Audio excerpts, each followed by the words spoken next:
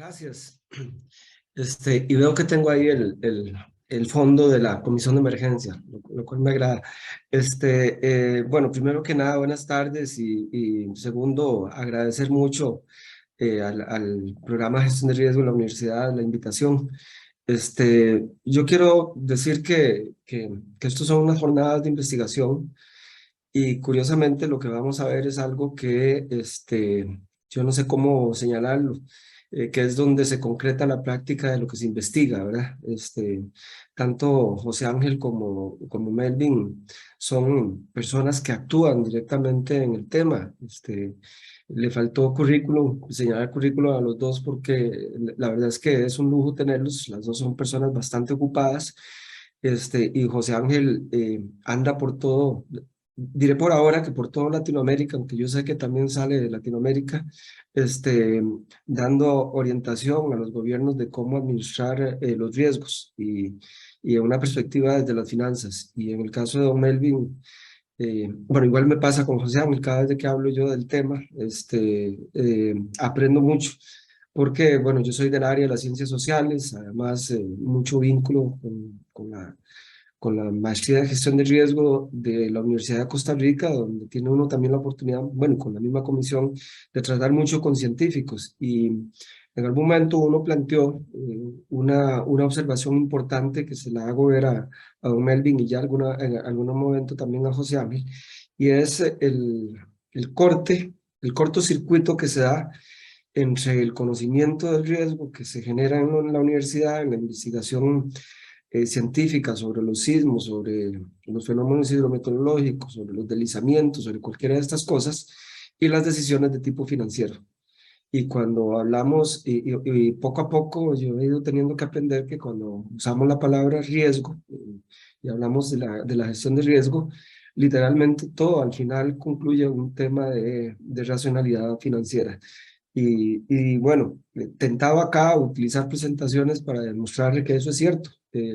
Cuando finalmente se concreta algo que le denominamos desastre, quienes estamos en la gestión de riesgo, lo hemos dicho, lo concretamos en términos de cuál es la pérdida que se genera y eso se determina en términos de un valor monetario, ¿verdad? Que luego tiene un montón de implicaciones en términos del impacto en la economía y en cómo es que llama y en nuestras prácticas en las instituciones, en un problema de equilibrio fiscal, en muchos elementos que tienen que ver con los recursos que ocupamos. Entonces, bueno, tener aquí una conversación de esta naturaleza me parece sustancial. Y tengo que decir que aquí hay un asunto de apresuramiento, porque don Melvin tiene que dejarnos a las 4 de la tarde. Entonces voy a permitirme, don José Ángel, darle la palabra primero a don Melvin para aprovechar que todavía puede estar por acá. Sabemos que está lleno de ocupaciones. Eh, por don Melvin pasa todo lo que tiene que ver con el endeudamiento del país y siempre está enredado con ese tipo de reuniones. Y la observación fundamental que le voy a hacer a don Melvin es que tenemos muy poco tiempo, 20 minutos de su participación, incluso si puede terminar antes para poder hacer algún tipo de réplica, de conversación o de consulta que yo pudiera orientar para enfocar algún tema que nos puede resultar interesante. Y lo que quisiera es básicamente que nos pueda contar a todos un poco ese tema que casi desde el ministerio que es rector en el tema fiscal del país, las decisiones que se han venido tomando, que yo en particular me siento bastante gratificado de ver que la agenda avanza ya en el país alrededor de este tema y que, bueno, en Don Melvin hemos tenido una persona que ha estado siempre preocupada y atenta a esas necesidades que tenemos de decisiones de tipo financiero desde el Estado. Y bueno, Don Melvin, entonces es suya la palabra para que pueda comentar un poquito de ese tema. Ujú. Perfecto, muchas gracias, don Carlos, y muchas gracias por la invitación que recibí a participar en en esta jornada. La verdad que para mí es también muy grato, ¿no? Dar mi granito de arena, ya sea en la academia o en distintos foros que se organicen alrededor de este tema de gestión de riesgo y particularmente con un enfoque orientado hacia el impacto que toda esta gestión de riesgo tiene sobre las finanzas nacionales, ¿verdad? Y particularmente en el caso de Costa Rica, en donde el tema de finanzas públicas, este, apenas si comienza a recuperarse de los embates de la pandemia por COVID-19, con importantes afectaciones alrededor de la guerra en Ucrania, Rusia, los altos precios de commodities, los altos precios de petróleo, y que aparte de eso agrega uno un factor adicional en términos de la vulnerabilidad que tiene la situación fiscal ante el embate de desastres causados por el impacto de fenómenos naturales. Yo, Carlos, tenía quería compartir la presentación que usualmente realizo, digamos, para el tema de la estrategia, y para apoyarme en algunas diapositivas. No voy a pasar todas las, ¿cómo se llama? Toda la presentación por efectos del tiempo, pero sí puedo, digamos, apoyarme quizá en algunas de esas eh, láminas para ejemplificar un poco más la conversación. Adelante, adelante. Vamos a ver, Nada más veamos a ver si tiene el permiso. yo creo que sí. Sí, señor. No sé si ahí la están viendo en modo Sí, presentación o en sí. modo, Todavía le falta ponerle en modo presentación. vamos a ver, ahí. Eso. Ok, perfecto. Para entrar un poquito en detalles, voy a pasar un poquito esto. Claramente, para una economía como Costa Rica, el impacto directo de desastres naturales es sumamente importante a nivel económico. Mideplan ha hecho un gran esfuerzo en cuantificar estas pérdidas a través de la información que se genera, tanto Mideplan como la Comisión Nacional de Emergencia realmente han hecho un gran esfuerzo en cuantificar cuántos son estas pérdidas, alrededor de lo que se establece dentro de los decretos nacionales de emergencia y los planes nacionales de emergencia, de atención de las emergencias, lo cual debo señalar que es una cuantificación de daños directos y no necesariamente de daños indirectos o de otro tipo de impactos o contingencias que se pueda generar. Pero vean ya cómo esa cuantificación podría llegar al 1.6% del PIB, del Producto Interno Bruto, y más, dependiendo del fenómeno del que estemos hablando. Ahí comenzamos a ver esa diferenciación entre eventos que son muy frecuentes, ¿verdad? De bajo impacto, que anualmente podrían estar generando daños y afectación económica, eventos que podrían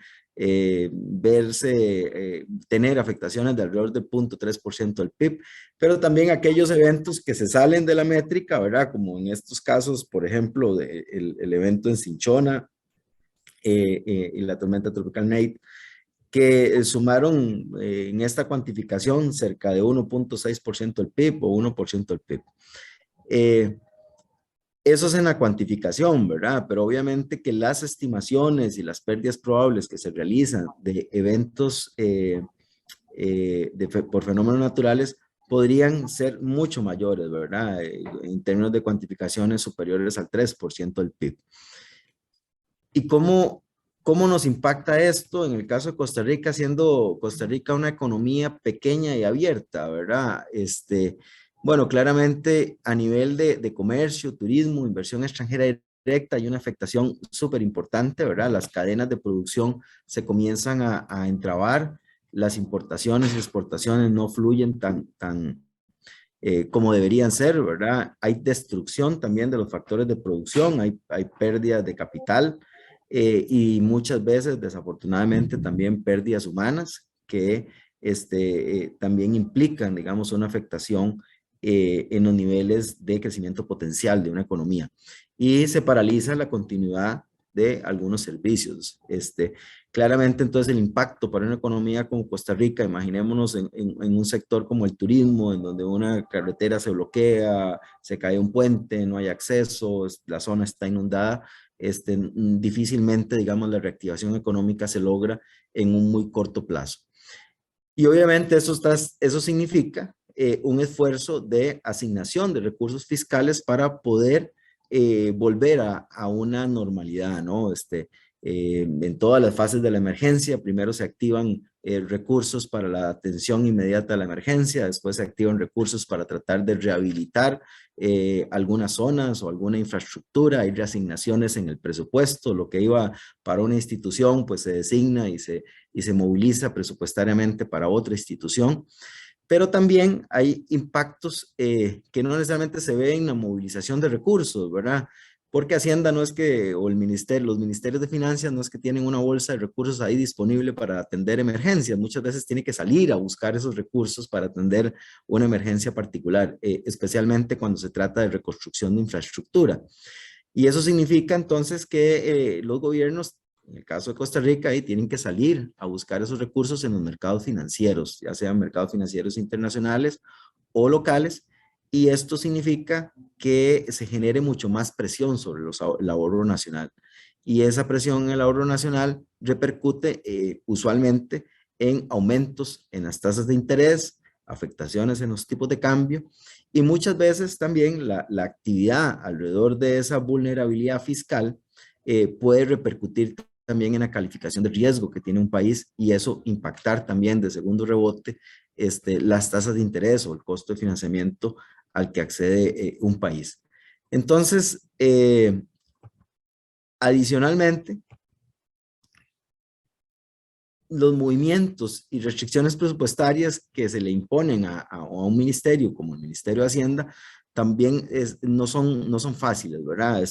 Hay restricciones al crecimiento del gasto, hay que aplicar la regla fiscal, las posibilidades de incrementar sus ingresos son relativamente escasas, hay todo un trámite, hay que ir a la Asamblea Legislativa y demás para buscar mayores ingresos, con lo cual esto no se adecúa, digamos, a la atención de una emergencia, el gobierno per se tiene pocas fuentes de financiamiento previamente establecidas, ¿verdad?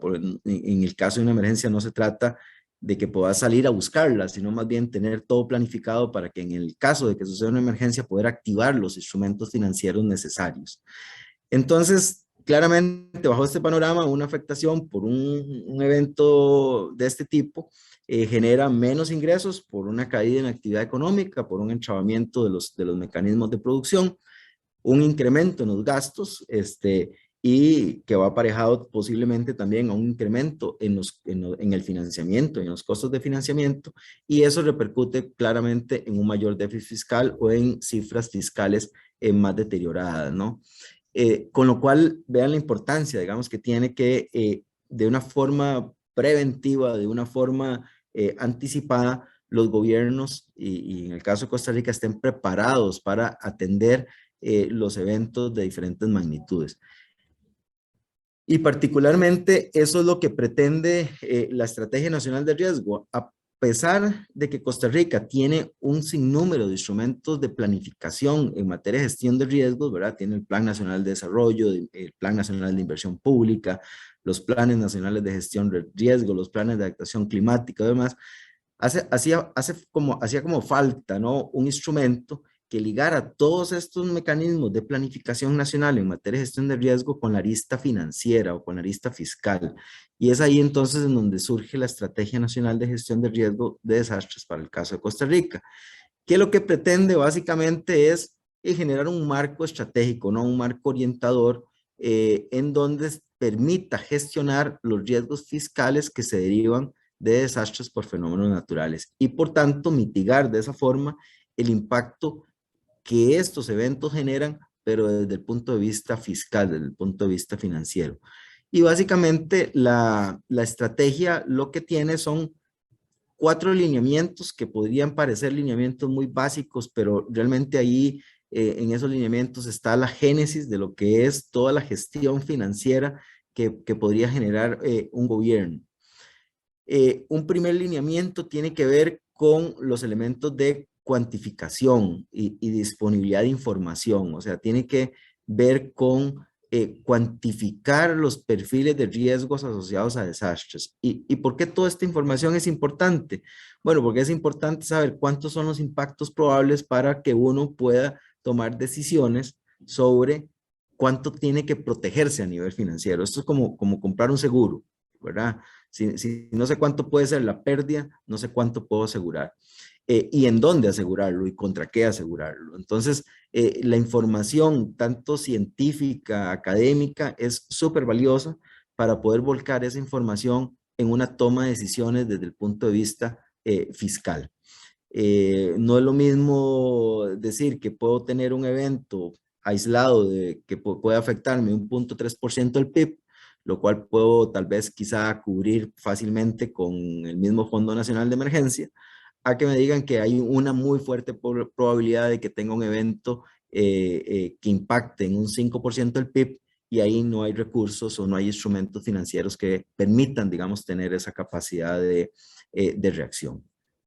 Entonces, la primera lista, el primer elemento tiene que ver con esto, tiene que ver con información, que incluye también información de los activos que están vulnerables. En el gobierno realmente no existe, o al menos yo no conozco, un inventario global de activos públicos que permitan caracterizarlo de alguna forma que sea útil para la toma de decisiones. Y cuando digo caracterizarlo en materia de gestión de riesgo, tiene que ver con que, bueno, si el activo está asegurado, si no está asegurado, si está asegurado por su valor de mercado o está subvalorado, y este tipo de información, ¿no? Que permita realmente conocer a cuánto está expuesto o qué tan vulnerable puede ser un activo para que el gobierno pueda tomar decisiones sobre su gestión de riesgo fiscal, ¿verdad? Sin esa información es muy difícil generar toma de decisiones. El segundo lineamiento tiene que ver más con los instrumentos, ¿ok? Una vez que tengamos que tenemos toda esta información, que tenemos todo esto, este mapeo y cuantificación, se comienza a generar una estrategia en términos de qué instrumentos podemos generar, ¿verdad? Y aquí voy a pasar tal vez a verlos un poquito más en detalle, porque sé que esto de alguna forma en muchas presentaciones se establece de alguna u otra forma visualmente más clara o menos más clara o más compleja, pero básicamente estos instrumentos están asociados a su probabilidad de ocurrencia, a la severidad que se tenga y al proceso en la gestión de riesgo que estemos ubicados. Por ejemplo, los aprovisionamientos de presupuesto tipo Fondo Nacional de Emergencia o las reclasificaciones presupuestarias usualmente se identifican como instrumentos de reserva que están ahí para aquellos eventos que son más probables, pero que tienen un menor impacto, son menos severos, ¿verdad? Y usualmente para momentos de atención inmediata a la emergencia y no necesariamente para reconstrucción o rehabilitación de infraestructura. Eh, Usualmente la reconstrucción o la construcción de infraestructura resiliente es costosa, ¿no? Entonces no vamos a pretender hacer una carretera de 200 millones de dólares con los recursos del Fondo Nacional de Emergencia. Ahí pretendería uno hacer un poco más de atención inmediata cuando ocurre la emergencia, salvaguardar vidas, reconstituir lo más rápido que se pueda los mecanismos de producción y de movilidad de las personas, o bien prevención, ¿verdad? A eso están llamados este tipo de fondos de aprovisionamiento.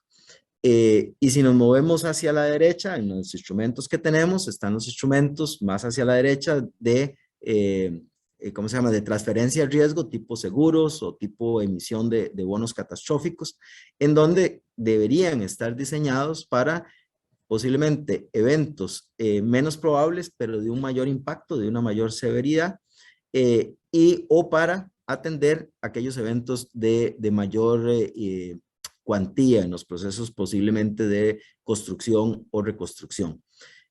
Cuando una carretera se afecta, por ejemplo, por un terremoto, es más fácil tener la carretera asegurada y que ese seguro permita la reconstrucción de la carretera y no usar necesariamente los fondos de aprovisionamiento o los fondos presupuestales que están destinados a otro tipo de instrumentos.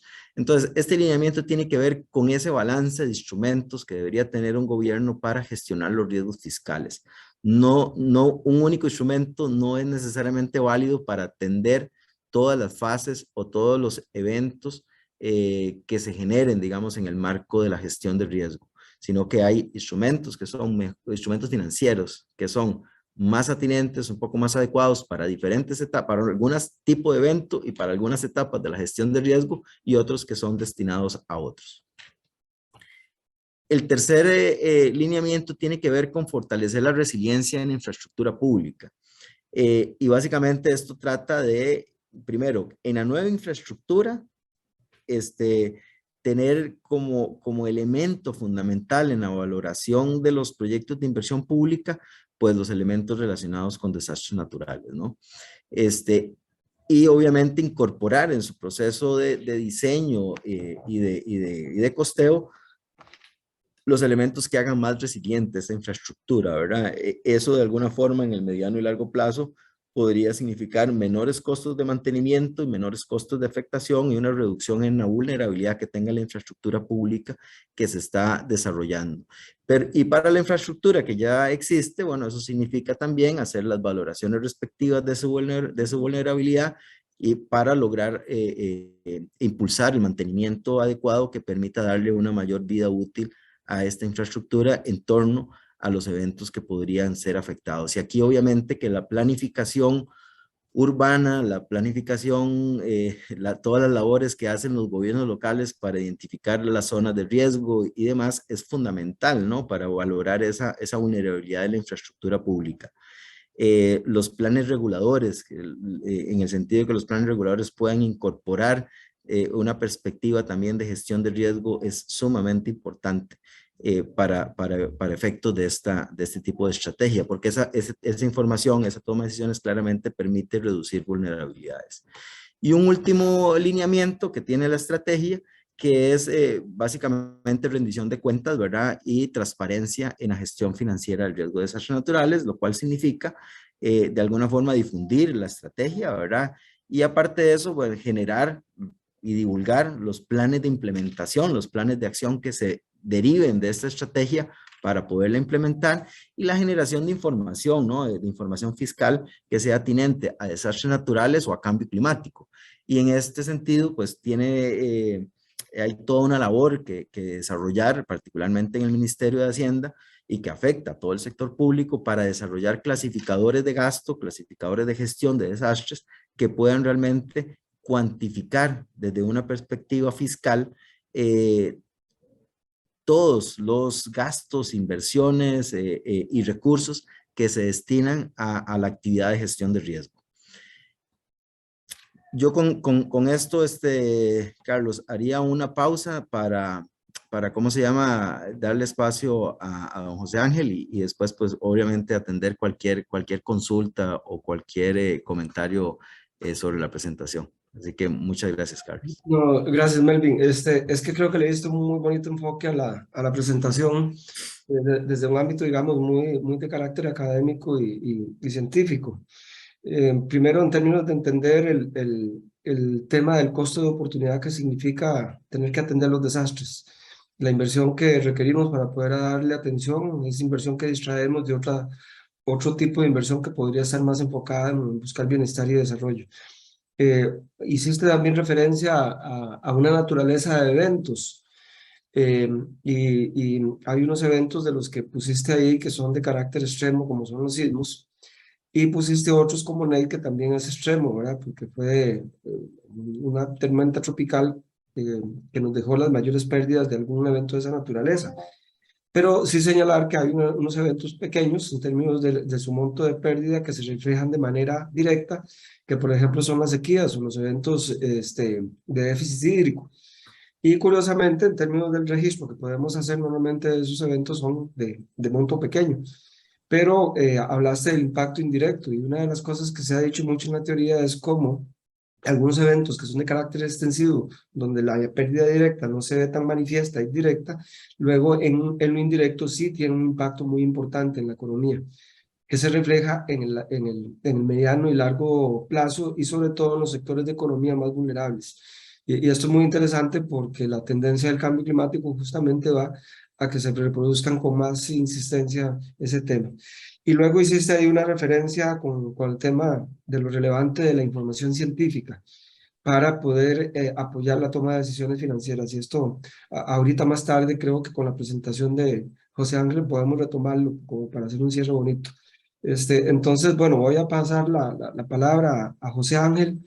Eh, a mí me da mucho gusto decir José Ángel, porque cuando yo lo conocí era el señor gerente del Instituto Nacional de Seguros, y había que tener cierta formalidad para tratarlo. Hoy día lo percibo más como un amigo. Y entonces, igual, con él aprender mucho sobre el tema de cómo generar herramientas que contribuyan a estar preparados como gobierno, como país para atenderlo, y herramientas de tipo financiero, temas que uno no conocía. Entonces, José Ángel, no veo que hayas podido encender la cámara, no sé si estás por ahí.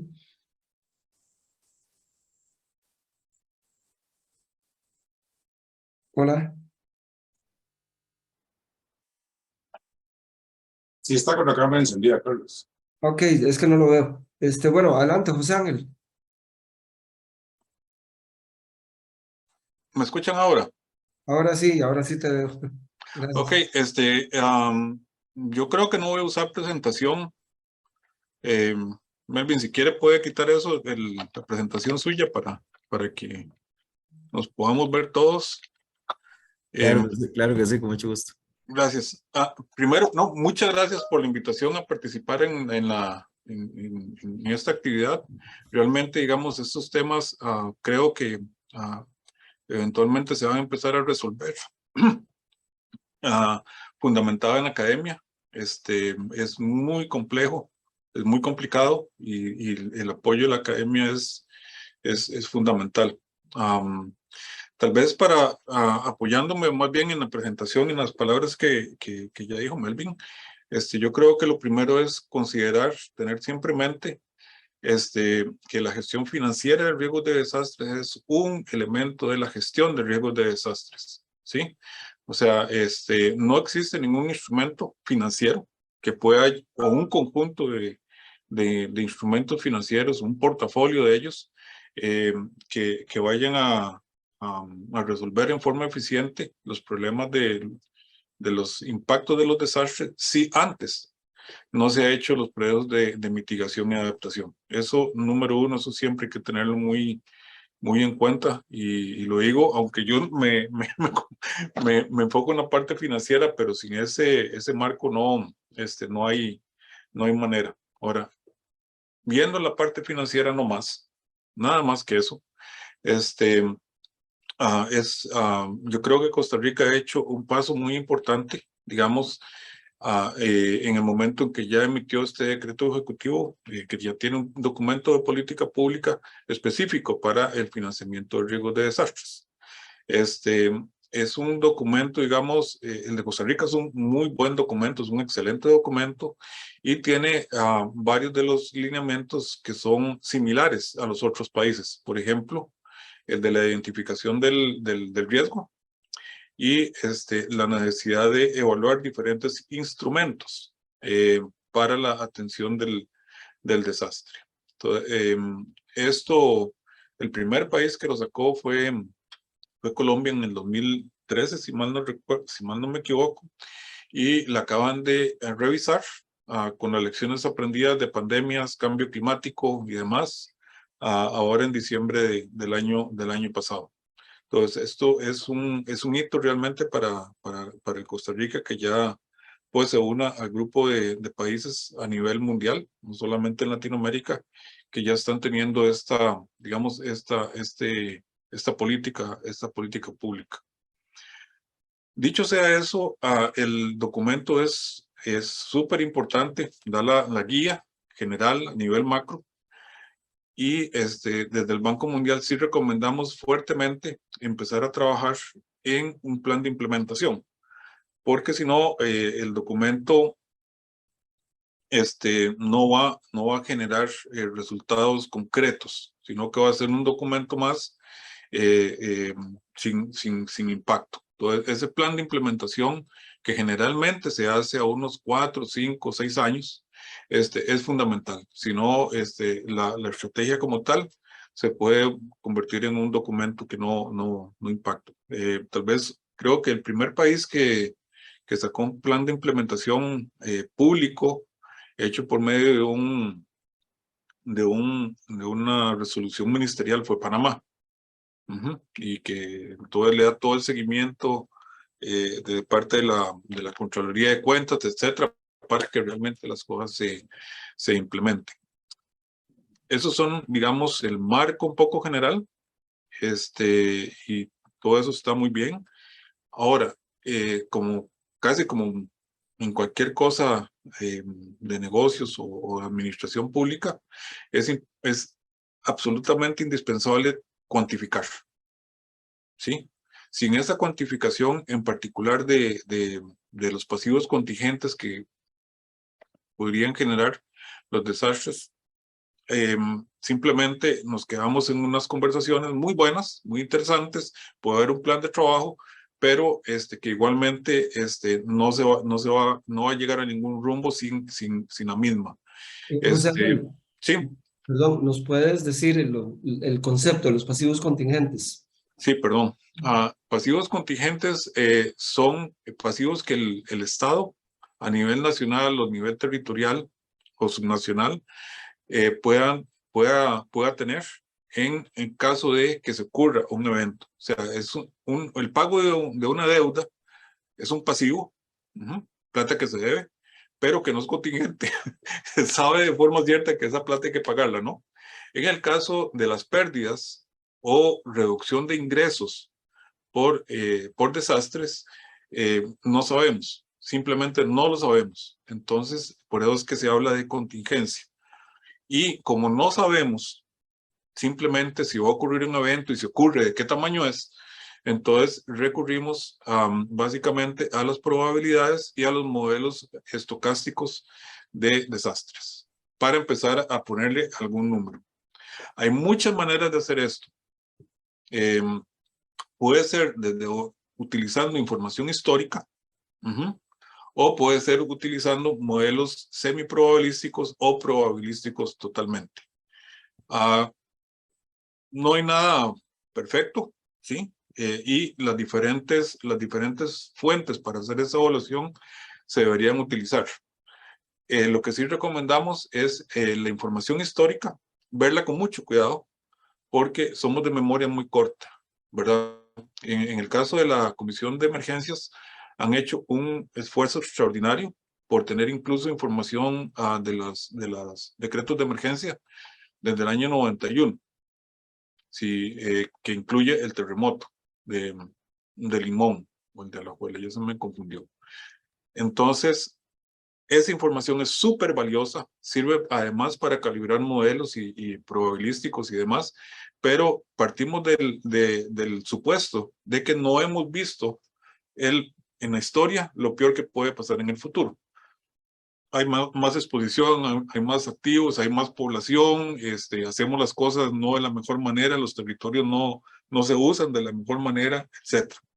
Entonces, sí recomendamos utilizar la información histórica, por supuesto, porque es la realidad, es lo que ha ocurrido, pero también poner un poco de atención o bastante atención a la parte de modelaje probabilístico, y otra vez vuelvo y repito, aquí es donde la ciencia y la parte de finanzas convergen.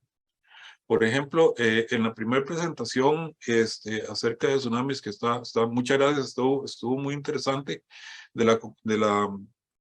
cuando creo Silvia estaba haciendo la presentación, se me ocurrió, yo no soy experto en esa área, ni mucho menos, que el cambio climático, si sube el nivel del mar con respecto a la tierra, entonces va a haber más profundidad y eventualmente el tsunami podría pegar más fuerte, ¿sí? Entonces, ese tipo de consideraciones deberíamos de alguna manera entenderlas y traducirlas en impacto financiero y en los instrumentos que se deberían de contar. Ahí ese entrón que es fundamental, porque si no, se consideran ese tipo de cosas que podrían ocurrir en el futuro y que no han ocurrido en el pasado, podríamos estar cayendo en una subvaluación del riesgo. Y estoy hablando en la parte meramente financiera. En la cuantificación de los pasivos contingentes, ¿qué es lo que estamos pensando como un pasivo contingentes? Son los dineros que vamos a ocupar para poder atender la emergencia y la rehabilitación. Y o son los dineros que se van a ocupar para hacer la reconstrucción de lo que se destruya, porque se van a destruir cosas. Y o son dineros que el Estado va a dejar de percibir porque el sector turismo está en el suelo y no puede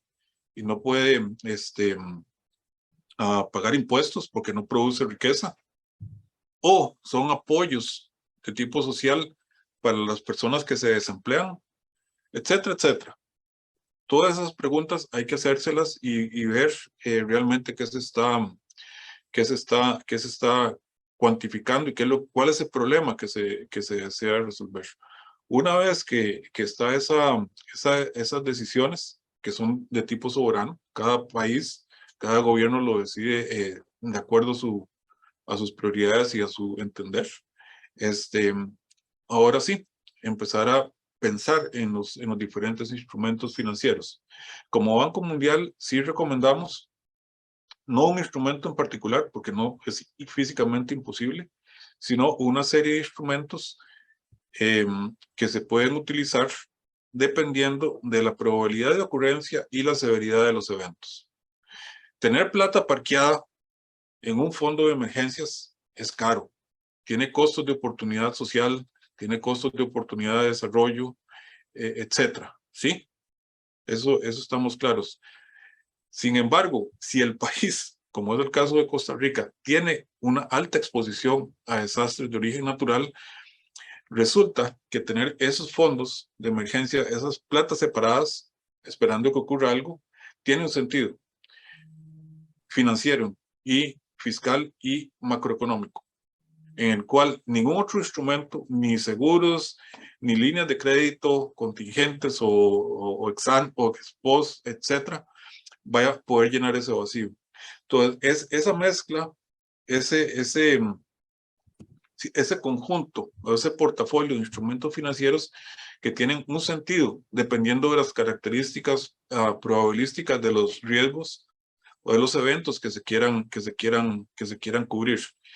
No todo se puede cubrir ex ante.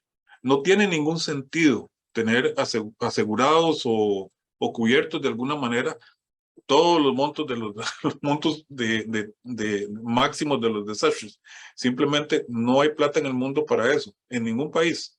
Ni siquiera los países más desarrollados hacen eso. Hay unos límites en los cuales hemos apoyado para poder determinar cuál es la probabilidad de que los fondos que tengan definidos se vayan a ser utilizados en su totalidad, por lo que en seguro llamamos la probabilidad de ruina, y que a partir de ese monto sí va a haber necesidad de lo clásico, ¿no? De aumento de deuda, que después de un desastre es más cara por la reacción natural de los inversionistas, y aumento de impuestos o apoyo de donantes. ¿Ok? Eso es lo que llamamos riesgo residual. Lo interesante está en que el tomador de decisiones, en particular en el Ministerio de Hacienda, sean conscientes o usen este tipo de información para tomar decisiones informadas. La probabilidad de ruina va a ser de un 1 por 1000, por ejemplo. ¿Es un nivel adecuado o no? Eso va a depender del tomador de decisiones, pero al tener esta información ya se pueden tomar ese tipo de decisiones, digamos, digamos fundamentadas o un poco más racionales. Todo esto también sirve, como mencionó Melvin, para también detener cosas.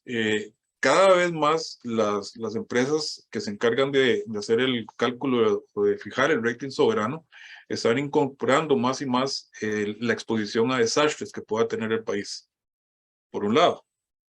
Por otro lado, si el país demuestra que tiene una política al respecto, que tiene un portafolio de instrumentos financieros optimizado, porque todo eso cuesta plata, nada de eso es gratis. Eso son aspectos que las empresas de rating están considerando también a efectos de suavizar la visión negativa que podría tener sobre el rating soberano. El caso más reciente es con Jamaica, en que el Fitch emitió un reporte financiero luego de la emisión de un instrumento de transferencia de riesgo por 185 millones junto con el resto de los instrumentos. Entonces, hay una forma, digamos, positiva para poder manejar ese riesgo de desastres que tiene el país. Hay que enfrentarlo. Igualmente, digamos, países que han empezado o varios años antes que en esto, como tal vez Perú y Colombia, también incorporan ese cálculo de pasivos contingentes dentro del marco fiscal de mediano plazo. Eso también da mensajes de que se está cuantificando, y más importante que la cuantificación es que se está administrando el riesgo para poder reducir su costo. Y así la mitigación de ese financiamiento de riesgo de desastres se logra. Mencioné al principio que la participación de la academia es fundamental, ciertamente, pero también en este tema de financiamiento de riesgos de desastres, el gobierno es fundamental, pero no puede hacerlo solo. El sector privado es fundamental que esté metido tanto las empresas generadoras de riqueza en los diferentes sectores, que estén ojalá lo mejor aseguradas posibles, pero también el mercado local de seguros tiene una responsabilidad muy fuerte, y la superintendencia de seguros también tiene una responsabilidad muy fuerte para tratar de apoyar, digamos, que esas fuentes de pasivo contingente de propiedades que no son del Estado, por ejemplo, casas de habitación de familias de bajos recursos, pero que le va a tocar al Estado eventualmente pagar para su reconstrucción, se aumente la penetración de seguros de forma tal que el Estado sí transfiera parte, por lo menos, de ese pasivo contingente que no es propio. Y obviamente sería también el pasivo contingente producto de la reconstrucción de sus propios activos o de activos que están bajo esquemas de concesión. Entonces, la idea es tener una cosa, pues, realmente, digamos, holística, completa, y esto no se va a hacer ni en 10 años, ni en 15 años, ni 20 años. Probablemente se ocupe al menos una generación. Por eso, vuelvo y repito, el plan de implementación de 5 o 6 años, lo que sea, de largo plazo, sí es fundamental para que realmente esto en el transcurso de una generación y media, ya esté totalmente asentado. Y ojalá también que en academia hayan un curso o 2 cursos en diferentes carreras, en las cuales el tema de financiamiento de riesgos de desastre se incorpore en el currículum, y ya la generación que sigue de profesionales ya tengan ese problema y posibles soluciones en la cabeza, y empiecen a mejorar lo que esté haciendo en su momento. Eso sería de mi parte. No sé si hay alguna cosa más. Gracias, José Ángel. Voy a rescatar, así con poquitas palabras, un par de aspectos que mencionaste. En la maestría de gestión de riesgo de la universidad se habla mucho hemos hablado de que los gestores de riesgo tienen que ser magos porque tienen que adivinar el futuro. Y a veces cuando se dice que hay que adivinar el futuro, uno dice, ¿cómo lo hago? No tenemos bolita de cristal. Entonces, una de las cosas y los aprendizajes con José Ángel es que la matemática ayuda, y ayuda para poder modelar. Y cuando se trata del tema de modelar temas financieros, hay un elemento importante que José Ángel mencionó, que es, mencionó dos aspectos importantes de información. Retrospectivamente, los eventos que han ocurrido, el impacto que han generado, y prospectivamente, la determinación de lo que puede ocurrir en el futuro con los fenómenos, por ejemplo, de la naturaleza. Que para todo hay ciencia de cómo llegar a lograrlo, porque justamente la pata de banco que le da a la ciencia, la matemática, es justamente el de poder crear modelos estadísticos que permitan hacer una proyección de lo que puede ocurrir. Entonces, es un elemento importantísimo. Y aquí muy interesante entonces, porque estamos hablando de modelos, que no es lo mismo señalar la modelación financiera que la modelación que se aplica a fenómenos, ¿verdad? Estrictamente.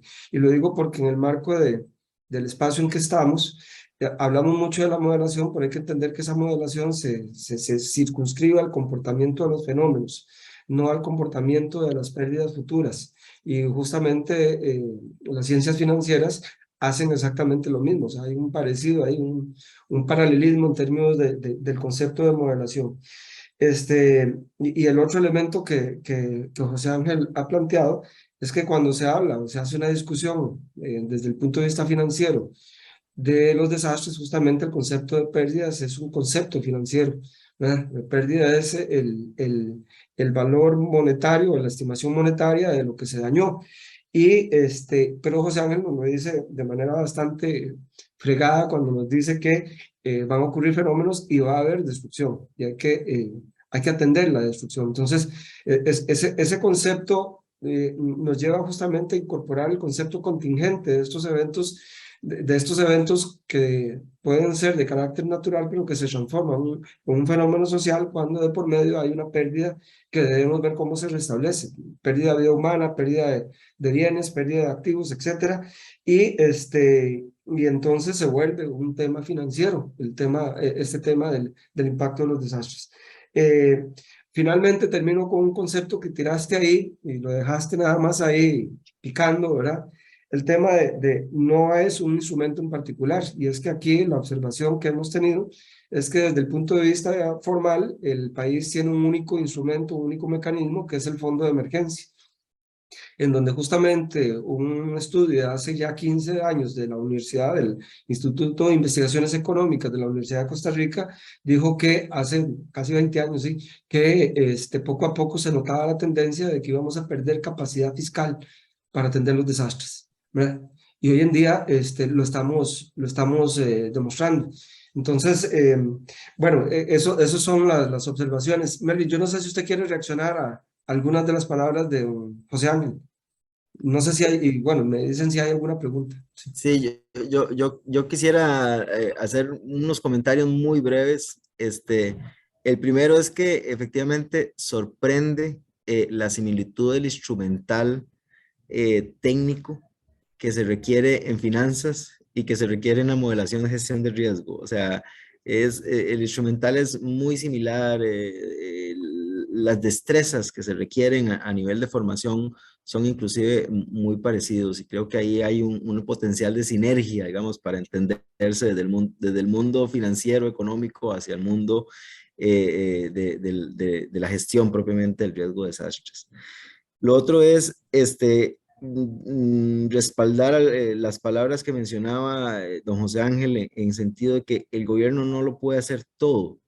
El tema de vulnerabilidad es una responsabilidad país, sector privado, gobierno, claramente, pero también otros actores, gobiernos locales, por ejemplo. Creo que gobiernos locales tienen un rol fundamental en también ser gestores de esa cuantificación de vulnerabilidad y en tomar acciones de política pública relacionados con la atención de los eventos. Y no sé, cuando digo atención no significa únicamente que alguna permanencia en los comités de riesgos o movilización, digamos, de recursos ante el evento natural, sino también en la gestión financiera de este riesgo. O sea, vamos a ver, ellos tienen ingresos, tienen también potencial, así que muchas de ellas también podrían tener acciones concretas en materia de la mitigación financiera de los eventos naturales, del impacto causado por los eventos naturales. Y el último comentario, Carlos, es en relación a los costos, ¿verdad? Hoy, la información de costos, de pérdidas, de alguna forma hay que tratar de estandarizarla, ¿no? De hacer alguna taxonomía que le permita a uno revelar claramente cuáles son esos costos y pérdidas. Por ejemplo, digamos, claramente, digamos, la cuantificación que se hace y que mostré un poco al inicio en alguna de las diapositivas en relación a los costos directos, resulta muy buena, pero a todas luces, digamos, podría complementarse mejor con información de pérdidas indirectas y particularmente con algo que mencionaba José Ángel, que es la destrucción de ingresos, o más bien la imposibilidad de generación de ingresos, ¿okay? Porque al tiempo que se generan costos mayores, también se paralizan mecanismos de producción, se paralizan ingresos familiares, se paralizan ingresos estatales y eso también tiene una implicación, ¿verdad? Entonces, eso es muy importante. Y lo otro en términos de la recurrencia, vos mencionabas muy bien ahora que sí, hay eventos que posiblemente desde el punto de vista fiscal parecen pequeños, ¿no? Un 0.3% del PIB, 0.2% del PIB, pero la recurrencia de esos eventos en el tiempo podrían generar, digamos que, efectos acumulados en términos de pérdidas. No es lo mismo, por ejemplo, tener no sé, una sequía cada 5 años, cada 6 años, a tener una sequía todos los años que puede desplazar poblaciones, por ejemplo. ¿Por qué? Porque se destruyen los medios de subsistencia, no es un ambiente, se convierte en un ambiente hostil y eso genera también eventos de migraciones.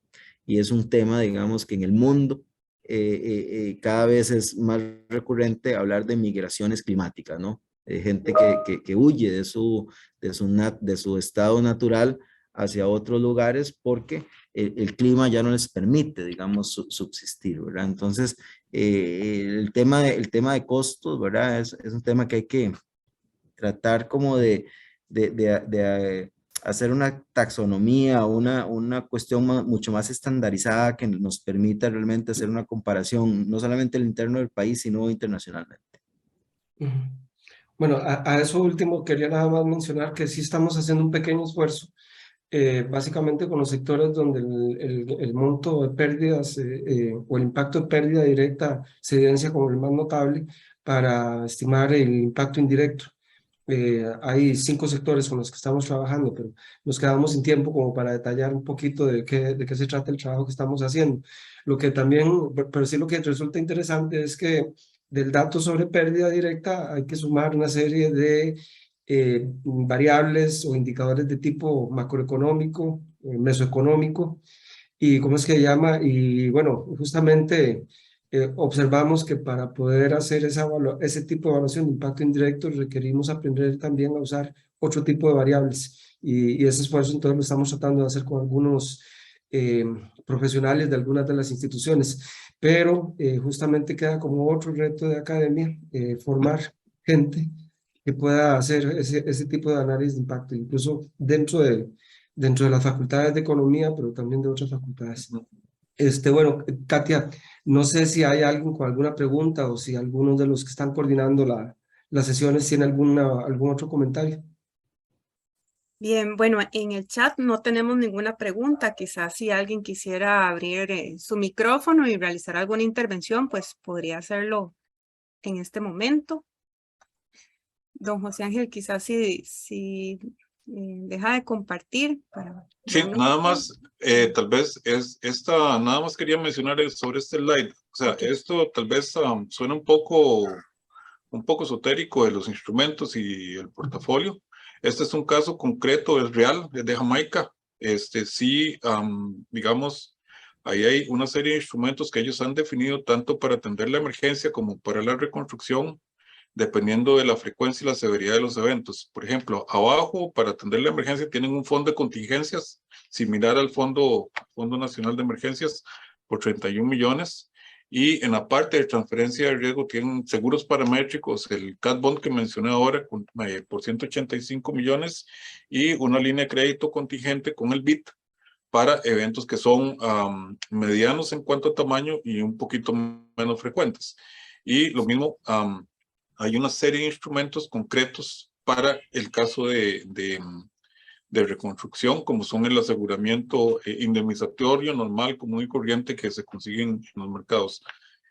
Y estos diferentes instrumentos que tienen un costo asociado o varias fuentes de costo asociado, se usa de forma tal que se optimizan el orden de los mismos y para qué se están usando, cuáles son los problemas que se quieren resolver. Eso nada más, eso es lo que quería decir. Y con respecto al comentario de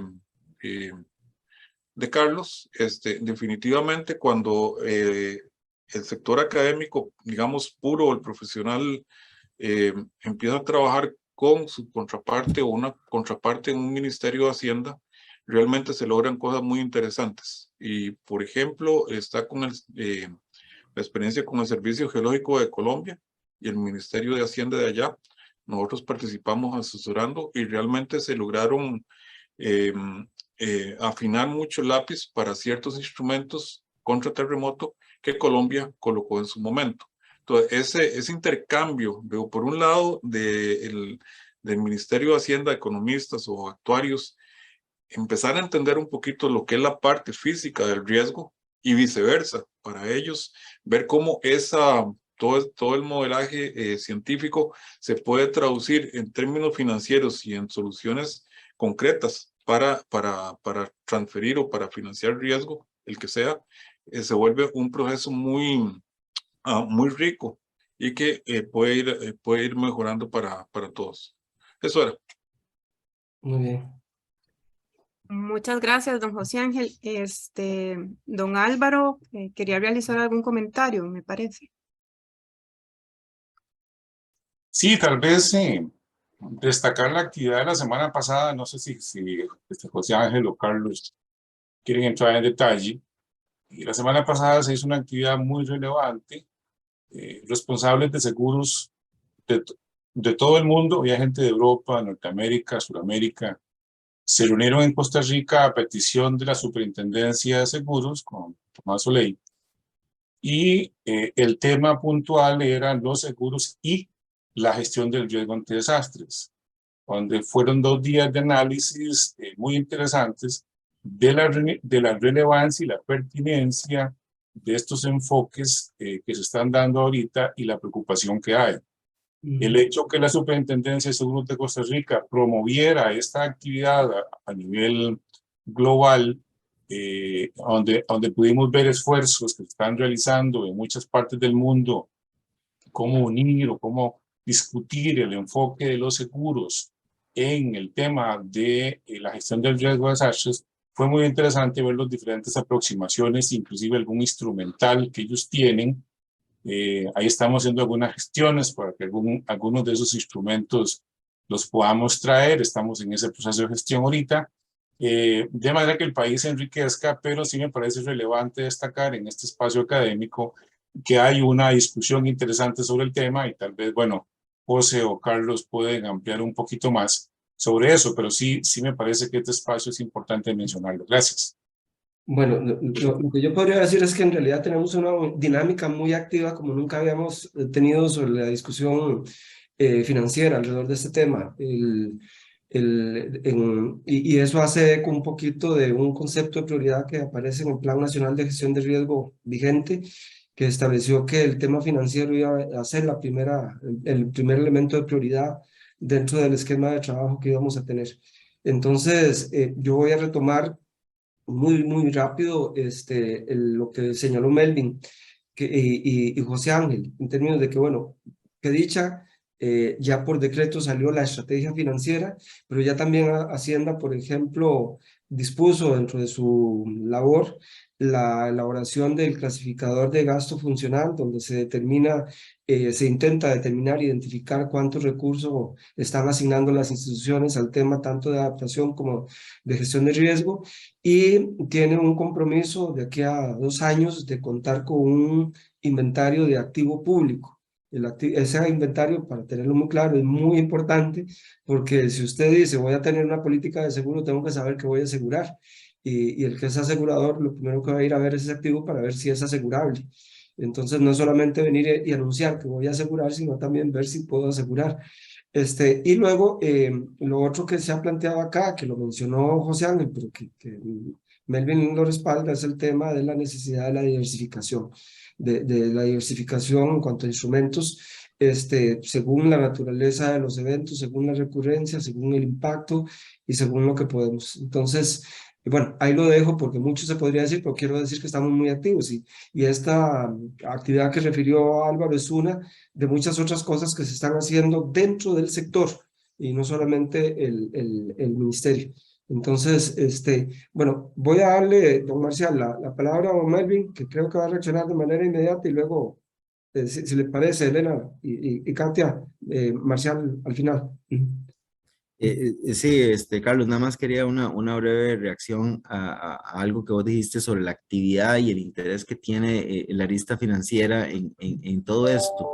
Y me parece que también es reflejo de una actividad internacional que vemos también en función, digamos, del involucramiento que tienen los ministerios de Finanzas y de Economía en toda la agenda climática y de resiliencia.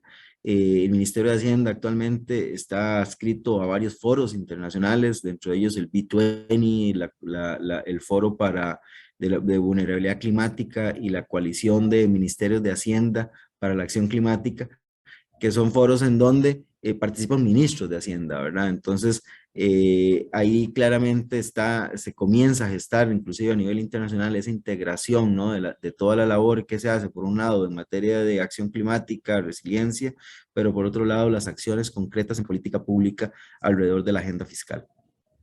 Gracias. Don Marcial. Hola, saludos a todos, ¿cómo están? Una pregunta con este tema que me parece muy interesante y recuerdo cuando hablamos de eso, no sé, hace 15 años, cuando Carlos era profesor, que mucho de la ley de emergencias lo que busca es descentralizar, ¿verdad? O sea, que cada lugar, cada zona, cada espacio se haga responsable de sus riesgos. Y con respecto a los seguros, y tal vez va más para Melvin y para José Ángel, ¿ustedes sienten que nuestro país tiene madurez para que cada una de las entidades propias comience a asegurar sus riesgos? O sea, que las municipalidades aseguren sus parques, que el MEP asegure las escuelas, que, ¿verdad? O sea, que si tenemos esa madurez o que si tal vez en nuestro país podríamos pensar en un aseguramiento más centralizado, donde no haya tanta dispersión y que, ¿verdad? Porque a veces la dispersión también hace que una persona asegure una parte, no asegure otra, no asegura la parte operativa. O sea, si resumiría la pregunta es que si en términos de seguro, nuestro país está listo para asumir el riesgo, el aseguramiento de sus riesgos de una forma descentralizada. Y saludos a todos. Tal vez don Melvin, usted podría empezar. Sí, muchas gracias, Carlos. Yo tal vez voy a dar una impresión muy general, digamos, para responder a esa pregunta. No voy a entrar a valorar específicamente la industria de seguros como tal, pero sí me parece que se ha generado un ambiente normativo, un ambiente de competencia que favorece claramente, digamos, la actividad aseguradora y la consideración de elementos de, erróneamente un día de esos dije responsabilidad social, pero no era responsabilidad social, era más acciones de responsabilidad empresarial en función de el aseguramiento, ¿no? O de esa acción de la parte privada a tener la responsabilidad sobre tomar iniciativas de aseguramiento para proteger la parte privada, ¿verdad? Al final de cuentas ellos también ven ese reflejo. Ya Costa Rica hace muchos años entró en un proceso de descentralización de muchas esferas, ¿no? De su área de acción y de política pública. Las municipalidades administran los recursos de los impuestos territoriales, tienen independencia para gestionar sus planes reguladores, en fin, ¿verdad? Tienen potestades, digamos, en la reconstrucción de carreteras, de las rutas viales cantonales. Así que creo que también podrían dar el paso, digamos, para tomar algunas acciones en materia de aseguramiento. Ya el país, digamos, me parece que no va a echar marcha atrás en ese proceso de descentralización de algunas de sus acciones de política pública. Así que más bien creo que esto tendería más bien a incentivarse o acelerarse, ¿verdad? No se vale, digamos, que en función de que exista un proceso centralizado, como por ejemplo la Comisión Nacional de Emergencias y el Fondo Nacional de Emergencias, todos accedamos a esta facilidad cuando hay problemas o se detonaron los riesgos, pero no nos acercamos cuando hay que aportar o blindar la facilidad a futuro, o sea, aportar. Entonces, si eso no es así, claramente entonces una de dos, o tomamos acciones individuales o hacemos que estas entidades, por ejemplo, gobiernos locales que están en la periferia de una solución centralizada como es el Fondo Nacional de Emergencias, está bien, participen de los beneficios de tener un blindaje como estos, pero también realicen aportes conscientes a la facilidad que reduce la vulnerabilidad también para sus ámbitos de acción, ¿verdad? Al menos esa sería mi impresión. Ahora, creo que en materia de competencia y normativa, sí, la industria de seguros creo que tiene todo el potencial y ahí José Ángel tendrá mucho que decir porque él tiene esa perspectiva de dentro, ¿verdad? Al haber formado parte de una empresa de seguros nacional, así que tiene todo ese conocimiento y ha visto surgir la industria de seguros en el país de una forma importante. Yo, Carlos, aprovecho para despedirme y agradecerle a los organizadores, a Katia, a Elena, a Álvaro, y a vos la invitación a formar parte de este foro. Desafortunadamente ya me están esperando en la sesión que tenía a las 4, así que me tengo que retirar y agradezco pues obviamente la participación y espero que haya sido de mucho provecho para ustedes esta tarde. Muchas gracias, don Melvin, por sacar el... Con mucho gusto, gracias. Yo sé que estás muy ocupado, muchas gracias. No sé si José Ángel, no sé cuánto tiempo nos queda, pero si José Ángel pudiera hacer la intervención. No hay Sí, problema. Ok. voy a tratar de resumir, hacer una respuesta más o menos rápida. Esa es una pregunta que tiene varias aristas. Número uno, en Costa Rica, la obligación de asegurar los activos bajo administración del funcionario público es obligatoria. Punto. Pero en la práctica, eso no ocurre. ¿Ok? Eso ocurre en Costa Rica, ocurre no sé en cuántos países de Latinoamérica que hay alguna ley al menos que hace esa cuestión obligatoria, pero también hay portillos que hacen que no se cumpla, ¿no? Esa, digamos, tal vez es una de las primeras realidades. Luego, otro tema es el tema de gobiernos centralizados y descentralizados. Tal vez una recomendación basada en la experiencia de muchos países es, primero tiene que haber una definición clara de quién es responsable, por qué y hasta cuánto. ¿Sí? Porque si no, si no hay esa definición antes, por ejemplo, en el caso de caminos cantonales y demás, ahí la municipalidad es responsable y ya está. Pero ¿qué pasa con escuelas? ¿Qué pasa con etcétera, ¿no? O sea, es muy importante tener esa clara definición de quién es responsable, por qué y hasta cuánto. Y en qué momento, si hay varios, la mayoría de países, y Costa Rica también es el caso, eso empieza de lo más pequeño a lo más grande, ¿verdad? El municipio, cantón y nación. En otros países, a condado, a estado y al gobierno central. ¿Cómo eso para la atención física, la emergencia? Ahora, desde el punto de vista financiero, otra vez, hay que empezar a definir límites y hay que empezar a definir responsabilidades. Dicho sea eso, por otro lado, sí es muy importante tratar de manejar un esquema centralizado de aseguramiento, que no implica que haya un ente que va a asegurar por todo, sino la parte de aseguramiento. Varias de las fórmulas matemáticas que se utilizan para calcular el precio o la prima del seguro considera la volatilidad del portafolio. Y si se juntan varios portafolios, se hace un portafolio más grande que no estén perfectamente correlacionados, matemáticamente el precio, la tarifa, la prima va a bajar. ¿Ok? Eso por un lado, que esos son los que se llaman beneficios de diversificación.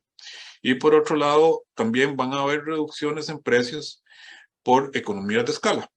No es lo mismo vender al menudeo que vender al mayoreo, ¿sí? Tan simple. Esos dos conceptos teóricos en la práctica significan reducciones en los costos de entre un 15% a un 52 o 53% en la realidad. Esto no es simple teoría. Entonces, una aproximación, digamos, de aseguramiento centralizado, pero con responsables y administradores independientes, es tal vez la mejor recomendación. En algunos países que son federaciones, algunos de los estados o de las provincias, cuando se han juntado, cada uno es responsable, incluso tienen su constitución en su departamento o su estado. Tienen total autonomía, total descentralización. Pero si se juntan y salen al mercado de seguros local y o al mercado de seguros o reaseguros internacional, es donde se logran estas reducciones importantes de precio. Además de que si también se tienen definidos claramente cuáles son los contratos de aseguramiento de primerísima calidad, porque es el Estado, no puede ser otra. Entonces, y esa letra menuda que a veces está ahí en los seguros se elimina del todo para beneficio del asegurado y la población, entonces ya las cosas empiezan a caminar. Digamos, eso es con base a la experiencia que he ido acumulando. En cuanto a la capacidad del mercado local de absorber, por supuesto, eso yo no creo que haya alguna duda, y más importante todavía es el apoyo que la SUGES está dando para aumentar esa penetración de seguros, que como mencionó Álvaro, ese evento de la semana antepasada es una muestra de lo que andan buscando, que es uno de los mandatos de los supervisores, ¿no? Promover el florecimiento del mercado de seguros locales, etcétera, ¿no? Entonces, digamos, no sé si con eso, Marcia, le respondo su pregunta. Sí. Muchas gracias. Yo tendría algo que decir muy rápido también, y casi que respondiendo y colándome de las versiones que ellos dieron. Condiciones para el aseguramiento están, condiciones normativas, con condiciones de información. Y como dice José, de alguna manera, el marco normativo nos obliga un poco a prestar atención a eso. Hay otro elemento adicional que me parece que puedo decir en nombre, diría, del superintendente, que ha tenido mucha relación con nosotros, y es que la oferta de seguros también está. Eso es un tema importante que decirlo. Ahora, el tema también transita por un concepto de orden cultural. Y esa cultura tiene que ver con el tema, por ejemplo, el trabajo que José Ángel nos ha estado ayudando, que tengo que reconocerlo acá, justamente es en que el país pueda tener una metodología de estimación del pasivo contingente y una primera estimación del pasivo contingente. Luego tendremos que agarrarnos nosotros de ver cómo hacemos para hacer esa estimación. Pero esa estimación del pasivo contingente nos lleva entonces a determinar cuál es el pasivo que vamos a tener. Y vamos a tener que tomar una decisión de carácter financiero como Estado, en términos de, y conste, ya José Ángel también dijo, no solo el Estado, el sector privado, de cómo vamos a administrar ese pasivo contingente. Y la administración de ese pasivo contingente lo ha dicho así: uno es quién es el responsable, y segundo, qué instrumento voy a utilizar. Los seguros son uno de esos mecanismos. Entonces, el problema que está ahí con el tema de los responsables es que algunos responsables no se sienten tan responsables y no se identifican a sí mismos como obligados a buscar alguna alternativa para administrar ese riesgo. El principio es básico desde el punto de vista de las responsabilidades compartidas: es, si yo genero riesgo, yo lo tengo que compensar, yo lo tengo que asumir. Pero a propósito del ejemplo de las municipalidades, ustedes lo saben, periodo de lluvias, hay un evento de un material que cae sobre la carretera, y como dijo Melvin, recurren a la comisión de emergencia para que les contrate maquinaria para ir a hacer una limpieza de la carretera en un momento muy inmediato. Y resulta que tienen recursos para mantenimiento vial. ¿Dónde está la asignación presupuestaria para ese tipo de labores? No, resulta que muy cómodo saber que a través de la comisión de emergencia hay un mecanismo de primer impacto que permite atender. Entonces, ¿cómo ir trasladando ese tipo de responsabilidad? Es un problema, ¿verdad? Les doy un ejemplo. El INSS se apuró a sacar un concepto de aseguramiento, uno muy básico, que se llama de seguro paramétrico, para contribuir un poco con el sector agrícola, en, ¿cómo es que se llama? En caso de pérdidas en el sector agrícola, ante algún evento donde alguna variable determinada se comportara por encima de lo normal y entonces que se les pudiera pagar. Y bueno, nosotros aplaudiendo semejante iniciativa para que los agricultores tuviesen un mecanismo de aseguramiento que era de una prima, diría yo, socialmente baja, o sea, de un costo bajo para los agricultores.